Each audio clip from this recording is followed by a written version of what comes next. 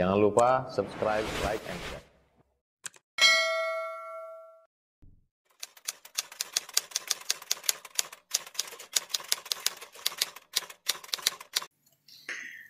Kita memasuki kata hikmah yang keempat dari kitab Al-Hikam. Arih nafsaka minat tadbir. Istirahatkan dirimu daripada tadbir. Tadbir ini mengatur diri yang berkaitan urusan dunia. Wa ma qama bihi ghairuka anka. Apa yang telah diurus ditegakkan selainmu yaitu Allah, la taqum bihi anta li nafsik, maka kau jangan lagi menyibukkan dirimu untuk itu. Dapat gambaran ya. Jadi istirahatkan dirimu daripada mengatur urusan dirimu, karena kita diurus oleh Allah. Apa yang sudah ditegakkan Allah untuk dirimu, apa yang sudah diurus Allah terhadap dirimu, jangan lagi kau susahkan untuk mengaturnya. Ini kata hikmah ini. Ini masalah keyakinan ini ya. Maka iman kita dipanggil. Yakinkah kita urusan kita diatur oleh Allah? Kalau kita yakin, tenang. Ya, kalau kita ragu, di situ kita masih bimbang. Ya, masih ada kebimbangan. Apa itu tadbir? Tadbir itu dalam bahasa Arab adalah huwa nazaru fil umuri wa awakhiriha, memandang dalam urusan sampai akhir. Jadi ada planning ke depan, mengatur dirinya. Tetapi di dalam ilmu tasawuf, sebagaimana perkataan Syekh Zarruq radhiyallahu an, beliau menyatakan tadbir itu takdiru syu'unu yakunu 'alaiha fil mustaqbali. Ya, ini kemampuan mengatur urusan pada masa yang akan datang. Bima yakhafu ayurja bil hukmi la bitawfid. Baik dikhawatirkan ataupun yang diharapkan. Ya. Besok, lusa, minggu depan, bulan depan, kita mengatur diri kita. Ada yang kita takutkan terjadi, ada juga yang kita harapkan. Nah, itu dalam bahasa namanya tadbir. Dan itu bil hukmi, dengan hukum. Hukum kemampuan yang dibuat oleh dia. La bitafid, bukan dengan pasrah kepada Allah.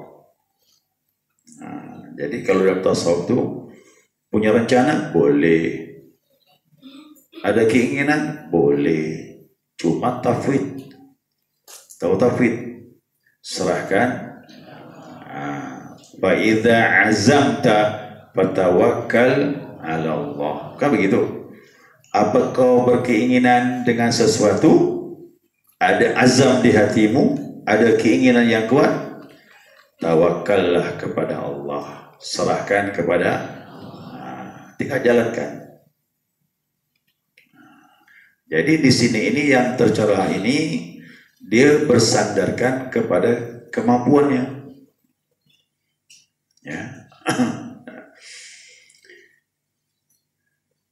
Kemudian fa'in kana ma'atafwid. Nah, apabila dia punya keinginan pada masa yang akan datang, tapi dia pasrah kepada Allah, wa huwa ukhrawi faniyatun, maka itu jadi ibadah. Sifatnya akhirat jadinya. Walaupun urusannya dunia. Urusannya dunia, kalau pasrah kepada Allah, jadi berpahala. Itu namanya niat. Ya. Itu baik kata ulama. Ya. Tapi kalau keinginannya yang akan datang itu tentang urusan duniawi, namun dia menganggap dia akan mampu melaksanakannya, fasyahwatun, itu termasuk syahwat. Ingat, dalam kegiatan urusan dunia pun ada syahwat rupa. Kenapa? Karena tidak ada tauhid, tidak ada pasrah kepada Allah. Makanya kita kan ada ikhtiar, hasilnya tergantung kepada Allah.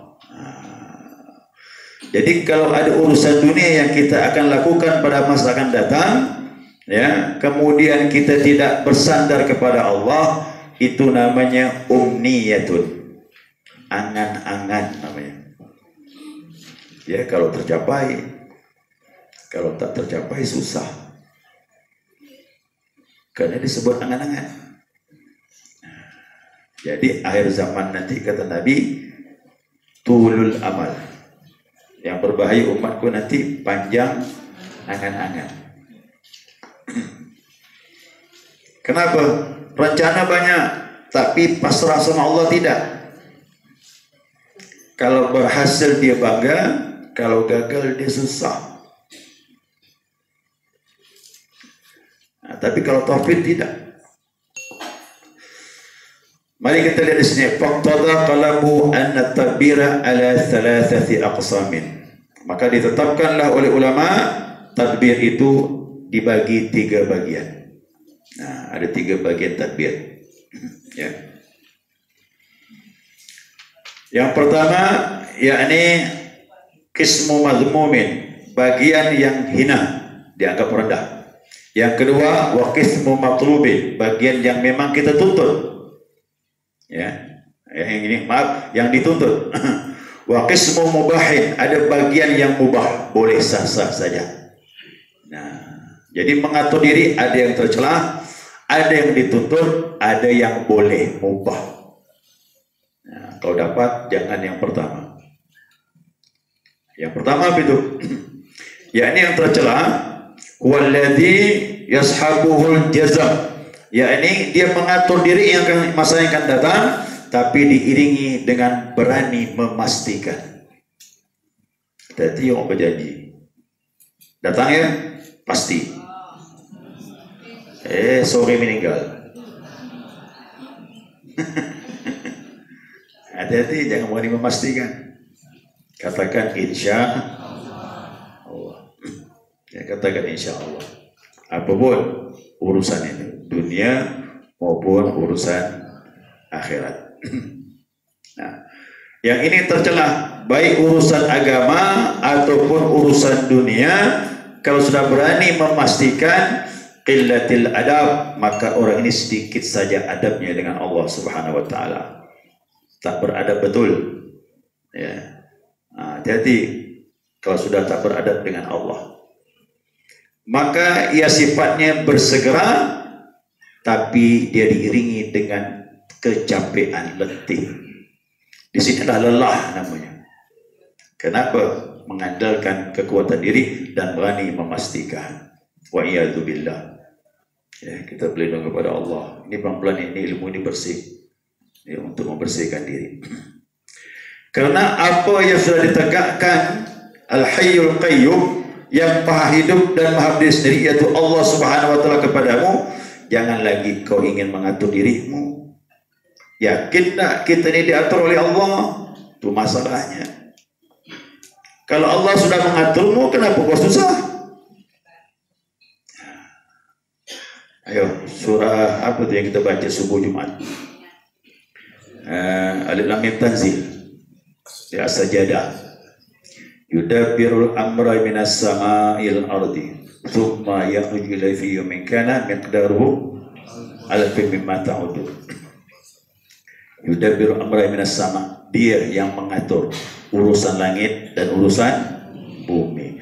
Jangan jamaah pahamkan hanya langit, bumi, manusia, dah. Salah tuh pahamnya. Kalau udah dia mengatur langit, berarti beserta semua isinya, aras, kursi, Lauh Mahfuz, masuk semuanya.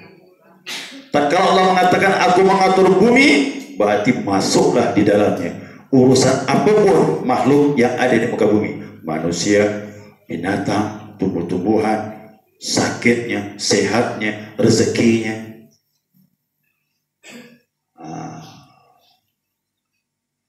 Jadi saya dulu pernah ketemu sama seorang guru mau melunaskan hutang. Saya ini takut ada beban Ustaz. Hutang itu kecil kata dia. Yang penting kau mau niat bayar ya kata dia. Jadi hati-hati orang punya hutang, punya niat tak mau bayar. Urusannya sampai akhirat tuh. Nah, saya punya hutang Ustaz. Hutang itu kecil kata dia. Kalau kau niat ikhlas, karena betul-betul hutang perlu, Allah bantu bayarkan. Gimana Ustaz? Beri saya jalannya. Apa itu jalan? Jalan semua dari Allah kata dia. Langit bumi dia ngatur. Apa ini masalah hutang? Oh, di situ keluar iman gitu itu. Iman keluar langsung. Karena saya kena bangun rumah dulu tuh. Duit tak cukup pinjam. 2,5 tahun baru lunas. Sudah hitung dah tuh dah. Itu bangun dapur dulu, depan belum bangun.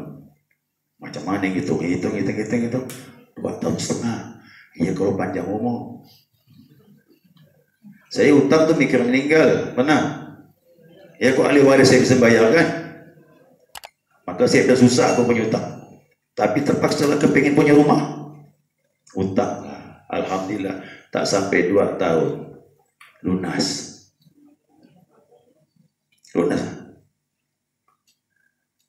Kok saya teringat guru tuh ngomong, langit bumi diatur, apa di utang katanya. Yang penting niat mau bayar. Nah, ini masalahnya kita diajar ilmu yakin. Nah, kalau kita yakin dapat jalan keluar.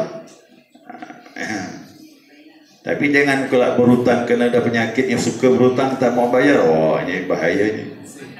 Ya. Jadi jangan sampai kita meninggal bawa beban. Baik.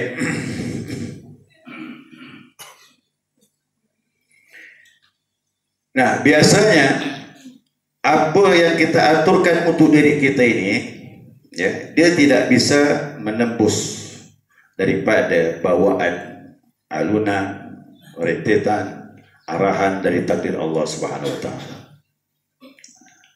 Makanya orang yang paham ilmu ini dia menjalankan sesuai dengan bimbingan Allah Subhanahu wa taala.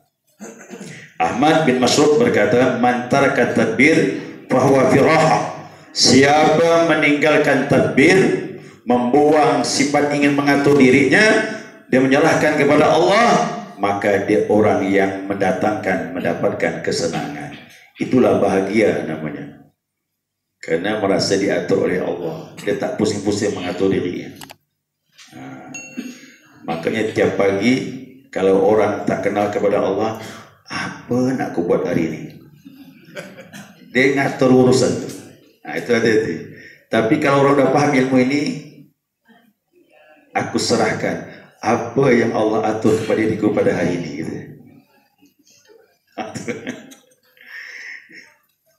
Makanya orang ulama tasawuf itu dia salat istikharanya tiap hari. Kemana aku hari ini istikharah? Usalli sunnatal istikhara rak'atain lillahi Allahu akbar. Selesai salat ikut hati kemana mau pergi. Besok itu lagi. Nah, makanya orang istikharah itu Allah yang pilihkan urusan kita hari ini. Nah, kita berserah kepada Allah. Ya, berserah kepada Allah Subhanahu wa taala.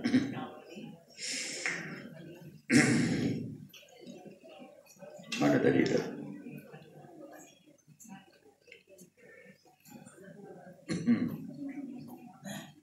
Ya. Wa qala Sahal bin Abdullah berkata, "Dzaru tadbira wal ikhtiyar." Tinggalkanlah mengatur dirimu dan pilihan-pilihanmu. Fa innahuma biqadran 'alan nas. Dia kotoran bagi manusia. Kotoran bagi akan mengganggu hatimu. Karena seolah kau mampu mengatur dirimu. Itu berbahaya. Itu menghalangi engkau kepada Allah Subhanahu wa taala. Ditambah lagi qala Rasulullah sallallahu alaihi wasallam. Rasulullah bersabda, kata Nabi, innallaha ja'ala rauha wa raha fir ridha wal yakin. Sesungguhnya Allah menjadikan kesenangan pada seorang hamba dua, ridha dan yakin. Apa yang terjadi? Ridha. Dapat banyak, sudah pasti ridha. Dapat sedikit, belum tentu ridha. Nah, jadi kalau mau tenang, sedikit pun ridha. Karena kita tahu Allah Maha mengatur. Badan sehat ridha, badan sakit belum tentu ridha. Jangan bilang ridha dulu, nanti datang penyakit, situ diuji. Jadi orang yang paham ilmu ini ridha saja udah. Kalau ridha hati tenang. Nah, yang keduanya yakin. Ilmu yakin ini mahal. Ilmu yakin inilah kadang guru dikalahkan murid. Benar. Jangan main-main. Guru baca kitab berpuluh-puluh kitab, beratus-ratus kitab, murid tidak banyak baca kitab. Cuma dia yakinnya. Ini saya mohon maaf nih, saya bawa sedikit cerita guru dengan murid. Ya, yang kita baca Al-Fatihah itu, kita baca Al-Fatihah itu yaitu Habib Ajami itu, Habibil Ajami. Itu rentenir Bapak Ibu, rentenir itu lintah darat nama itu, makan darah. Rentenir itu makan darah. Tapi dia tobat kepada Allah Subhanahu Wa Taala, belajar dengan Hasan Al Basri. Hasan Al Basri itu alim, pimpinan ulama pada zamannya. Dia belajar sama Hasan Al Basri. Dan dia meyakini apa yang diajarkan guru. Bertahun-tahun dia belajar sehingga dia menjadi kekasih Allah. Hebatnya murid itu. Si murid berjalan melihat guru berdiri tepi sungai. Datanglah si murid ini. Syekh, imam, dipanggil imam, mau ke mana? Saya mau nyebrang. Apa lagi nyebrang? Aku nunggu perahu. Aku nunggu perahu, kata dia. Akhirnya si murid megang tangan guru. Ayo kita nyebrang guru, kata dia.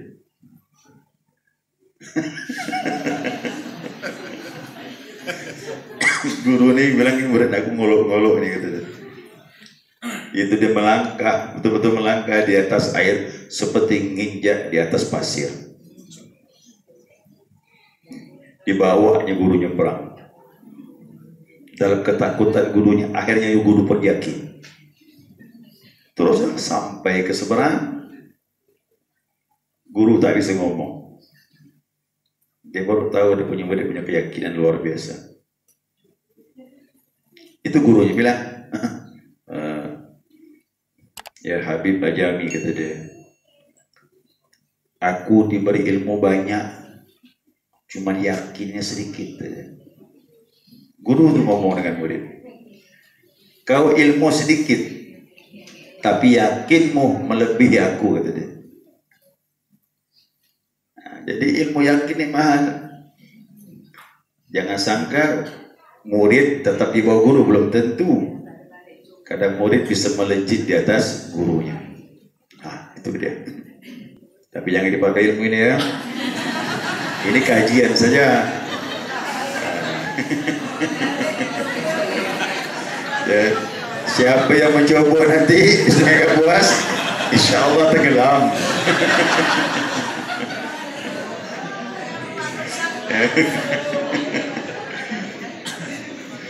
Nah, ini kajian, begitulah kelebihan ya Allah berikan kepada orang yang yakin. Nah, siapa yang redha dan yakin, tenanglah hidup. Ada ketenangan di hati. Nah, apapun kita lalui kehidupan ini, yang dipilih Allah kita terima, tenang hati. Dan ini dalam tarekat tasawuf ini yang tidak didapatkan dalam ilmu fikih. Maka tasawuf itu rohnya, fikih itu amalnya. Ya. Tapi sayang orang beramal tidak ada roh. Ya, nah, maka kekuatan itu di dalam ini, dalam menyembah kepada Allah Subhanahu Wa Taala. Wa qala Syekh Abdul Hasan Asy-Syadzili radhiyallahu anhu. Abu Hasan Asy-Syadzili berkata, ya, ini pimpinan Tariqah Syadziliyah di Mesir.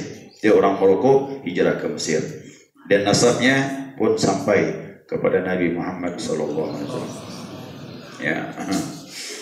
Apa kata beliau? La takhtar min amrika syai'an.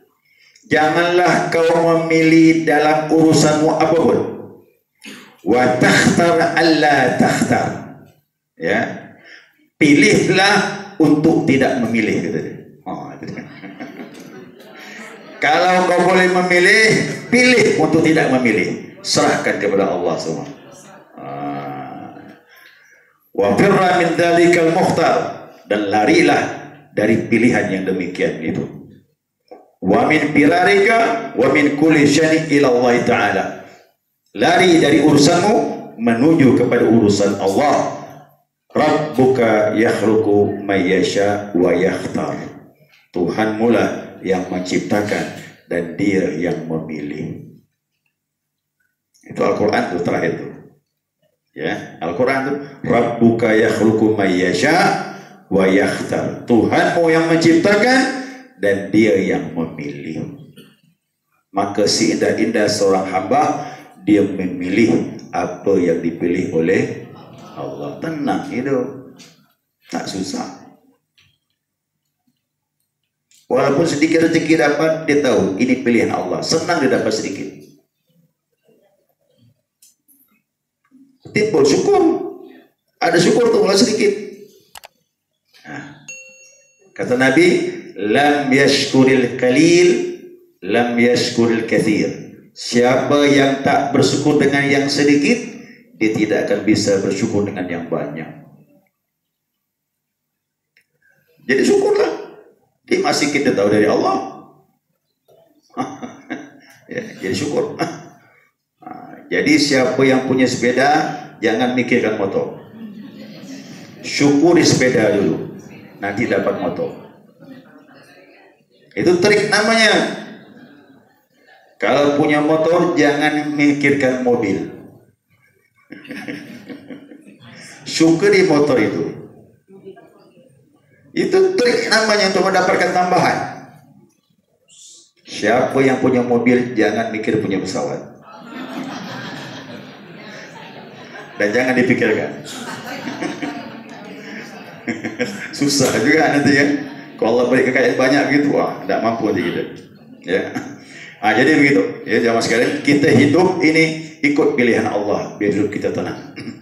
Ya, mudah-mudahan kita diberi ketenangan oleh Allah Subhanahu wa taala insyaallah. Ya. Itu yang pertama, ya. Yang kedua, wa amal qismul matlub. Nah, sekarang ada tadbir. Tadbir mengatur diri kita ini, tapi yang memang dituntut harus kita lakukan. Nah, kita punya planning, punya rencana sebagai besok, lusa dan sebagainya, tapi yang dituntut oleh Allah Subhanahu wa taala. Ini yang kita pikirkan betul. Ya, apa itu? Ma taqallafa bihi minal wajibat. Apa yang diwajibkan Allah kepada kita? Nah, itu harus pikirkan. Aku salat usahakan 5 waktu dan tepat waktu. Itu boleh. Dan aku berusaha untuk menjaga yang sunnah, duha sekian rakaat, qabliyah ba'diyahnya. Aku berencana akan bangun malam salat tahajud, walaupun tak bangun tak apa-apa. Kenapa? Innamal a'malu. Niat itu penting. Nanti Allah bangunkan. Allah mudahkan itu. Yang begini boleh, yang disunnahkan, yang diwajibkan, aturlah. Besok, lusa, minggu depan, seterusnya, silakan.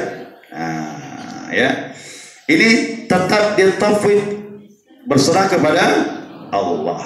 Dia melihat dengan kadar kemampuan diberikan Allah Subhanahu wa taala. Pasang niat tahajud.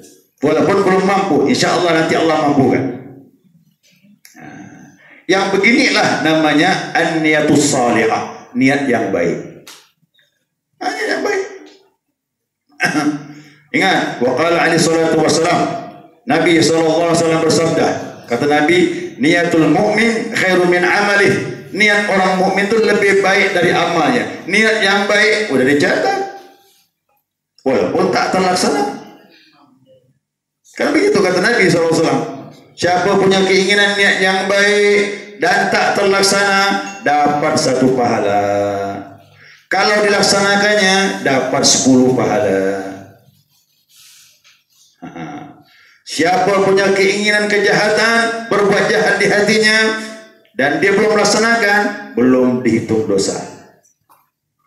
Kalau sudah dilaksanakan kata Nabi, maka dihitung 1 dosa saja. Jadi pasang niat yang baik. Ya, nah, ini niat ini dicatat oleh Allah Subhanahu Wa Taala. Ya. Wa qala aidan hakiyan 'anillahi subhanahu wa ta'ala. Satu hikayat kisah dari Allah Subhanahu wa taala dikutip dari Al-Qur'anul Karim. Apa kata Allah? Idza hamma 'abdi bi hasanatin. Apabila seorang hamba berkeinginan melakukan satu kebaikan. Nah, falam ya'malha, dan dia belum melakukannya, tak jadi melakukannya, atau memang tidak melakukannya tapi niat sudah ada tadi, kutibat lahu hasanatan kamilah, dicatat baginya 1 pahala yang sempurna. Nah, itu hadis qudsi ya dari Allah Subhanahu wa taala. Ajalah sudah pasang. Yang ini boleh kita atur ya untuk ibadah kepada Allah, yang wajib maupun yang sunnah. Masalah urusan dunia jangan mengatur, serahkan kepada Allah. Nanti ada ayat, dengarkan ayatnya ini. Ya, kita pakai Al-Quran nih. Tasawuf tak boleh tak pakai Al-Quran. Kalau ada tasawuf tak pakai Al-Quran, itu salah. Ya, tasawuf itu pakai Al-Quran. Apa kata Allah? Wa'mur ahlaka bis-salah wastabir 'alaiha. La nas'aluka rizqan, nahnu narzuquka wal 'aqibatu lit-taqwa. Kata Allah bilang, perintahkan ahli salat dan bersabarlah. Ini perintah nih. Jadi tadbir yang begini boleh, yang wajib-wajib pikirkan. Aturlah bagaimana cara mengerjakannya. Yang sunnah juga begitu. Perintahkan mereka salat dan sabar. Oh, ini perintah nih. Ada yang wajib, ada yang sunnah. Allah menyatakan, la nas'aluka rizqan. Kami tak meminta rezeki. Nahnu narzuquka wal aqibatu littaqwa. Kamilah yang beri kau rezeki, kata Allah. Dan ini akibat akhir yang baik bagi orang yang bertakwa. Orang bertakwa begini pandangannya.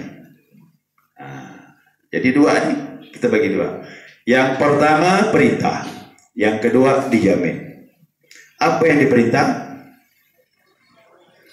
Ya, yang diperintah ibadah, kan? Yang dijamin rezeki. Cuman yakin nah. Yang dijamin yakin nah. Yang kita inilah yang kedua banyak bersusah sehingga mengganggu ibadah. Tapi banyak gitu. Rusaknya ibadah kita kena masalah yang kedua. Padahal Allah bilang wajib kau laksanakan ibadah. Pikirkan ibadah-ibadah yang wajib dan yang sunnah. Jangan pikir rezeki. Rezeki aku tangguh. Tapi terbalik ternyata. Urusan rezeki inilah merusak ibadah. Dan saya sering ngajak teman-teman tuh, ayolah kita pengajian kapan lagi. Banyak masalah Ustaz. Nantilah kalau udah kurang masalah, kata dia. Bila kurang masalah? Maka saya katakan, renungkan betul-betul. Kita disuruh ibadah situasi apapun.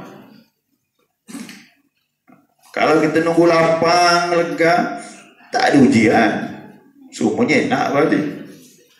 Justru ibadah itu istiqamah. Atur dirimu bagaimana ibadah yang wajib, yang sunnah. Masalah rezeki jalankan saja. Dapat syukuri, tak dapat sabar. Ya, nah, begitu. Jangan nanti terbalik pula, begitu dapat lupa. Itu yang kita tak mau, ya. Ya, kita lihat di sini ada kata hikmah dari seorang waliullah Ibrahim Al-Khawas. Ibrahim Al-Khawas radhiyallahu anhu berkata, al-ilmu kulluhu fi kalimatain. Ilmu itu semuanya dari dua kalimat nih. Ini dua kalimat dia bilang. Yang pertama, la tatakallafu ma kufita. Jangan kau bebankan dirimu, jangan kau mencari, kau kerahkan pikiran dan hatimu untuk mengambil sesuatu yang dijamin. Ini kita mengerahkan pikiran sesuatu yang dijamin. Jangan, letih, capek jadinya. Yang kedua, wala tutayyi mastukfita.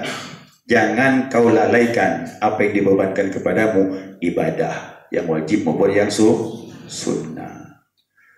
Jadi kata ulama, yang pertama mazmum, tercela. Ya, yang kedua yang dituntut.